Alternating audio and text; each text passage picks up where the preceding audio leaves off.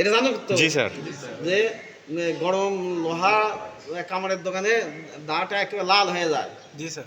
একটা চারি আছে দেখবে, তার ভিতরে পানি আছে, ওর ভিতর দেওয়ার সাথে পানি তাপটা নিয়ে নেয়, আর দাটা তখন ঠান্ডা হয়ে যায়। তখন যে দাটা মেরামত করতে আসছে তার হাতে দিয়ে দেয়, নাকি লালি দেয়? লাল দিলে বা হাত পুড়ে শেষ। ওই চারি পানিটা কি হয়ে গেল? গরম হয়ে গেল। তো ইঞ্জিন চালু করলে এটা গরম হয়ে গেছে, 180 ডিগ্রি পার হয়ে গেছে, থার্মোস্ট্যাট ভালভ খুলে গেছে, পানিটা এই দিক দিয়ে কোথায় চলে যাবে বলো তো? রেডিয়েটরে। আপার ট্যাঙ্ক, রেডিয়েটরের আপার ট্যাঙ্কে। আবার লোয়ার আপার ট্যাঙ্ক থেকে টিউব দিয়ে এই টিউব দিয়ে লোয়ার ট্যাঙ্কে চলে যাবে। লোয়ার ট্যাঙ্ক থেকে লোয়ার হুস পাইপ হয়ে কোথায় যাবে? পাম্পে। পাম্পে। পাম্প প্রেসার দেওয়া কোথায় দেবে? আবার ইঞ্জিনে। ইঞ্জিনের ওয়াটার জ্যাকেটে দেবে। ওয়াটার জ্যাকেট হয়ে আবার ইঞ্জিন গরম, গরমের ওই তাপটা শোষণ করে দেবে পানি, পানি নিয়ে এই দিক দিয়ে চলে যাবে। আবার তাহলে কোন দিক দিয়ে কোথায় যাবে বলতে পারবা কিনা? জি স্যার। না ওটা পরে, আগে এটা বলতে পারবা কিনা? জি স্যার। দেখো স্টেপ ভালভের কাজ কি, একটাই বলি, এটা যেহেতু গুরুত্বপূর্ণ এটা জিজ্ঞাসা করি। কার্যকরী তাপমাত্রা অতিক্রম করলে থার্মোস্টেট ভালভ খুলে যায়, কার্যকরী তাপমাত্রার নিচে থাকলে থার্মোস্টেট ভালভ বন্ধ থাকে। কেন? থার্মোস্ট্যাট ভালভ যদি অল টাইম খোলা অথবা বন্ধ থাকে তাহলে তো কার্যকরী তাপমাত্রা বজায় থাকবে না। উত্তর সঠিক। যদি মনে করো ইঞ্জিন স্টার্ট দিছে, এখন ইঞ্জিন ঠান্ডা না গরম? ঠান্ডা। 180 ডিগ্রি আছে? নাই। বলতে গেলে 120 তো নেই। হ্যাঁ, আচ্ছা ধরে নিলাম 150 আছে, 150।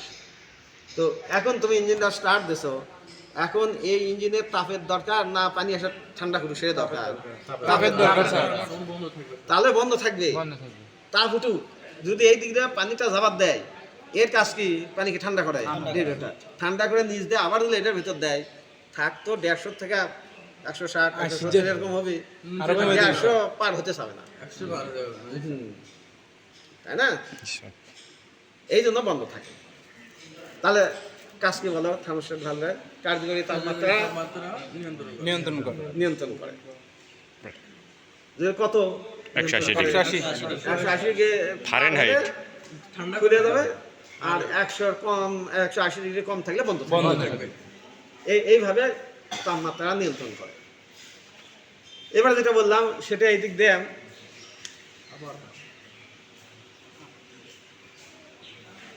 এইবার বলবো পানিটা কিভাবে ঠান্ডা হয়, গরম পানিটা কিভাবে ঠান্ডা হয়। আচ্ছা এয়ার কুলিং। আচ্ছা শোনো, আগে আপার ট্যাঙ্কে গরম পানি না ঠান্ডা পানি? গরম পানি।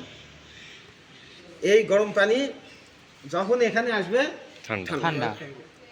এখন ঠান্ডাটা হয় কিভাবে, এটা হচ্ছে আমাদের উত্তর দিতে হবে। ভালো করে শুনবা।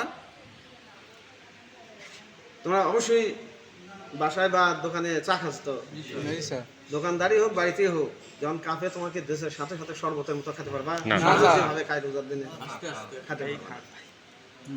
এখন কেন পারবা না? গরমের কারণে পারবা না।